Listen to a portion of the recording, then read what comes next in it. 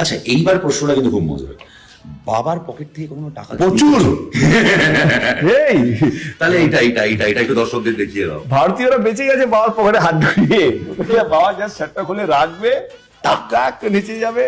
কত আগে ছোটবেলা তো, এখন তো কাম যাই না কয়েন ফয়েন আছে কি না, আমার তো এখন সব ডিজিটাল হয়ে গেছে। আমরা তো পকেটে কত চিল্লার হবে, নোট নতুন কোনো থাকে, হ্যাঁ, কয়েন নতুন কোনো থাকে না।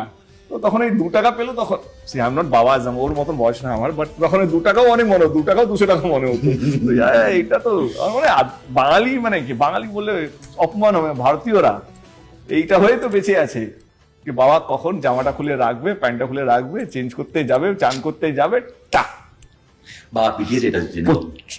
পেটাই, টাকা পেটাই। আরে একটা অদ্ভুত ভালো কথা মনে করে দিয়েছে, এইটা তো একটা ফেস গেল বাবার থেকে হাত ধুকে টাকায়। আরেকটা ফেস এসছে যখন বাবা আমার পকেটে টাকা রেখে যেত যাতে চাইতে না হয়, ও, এটাও তো একটা ফেস। মিস করো ওই সময়গুলো, ওই দিনগুলো?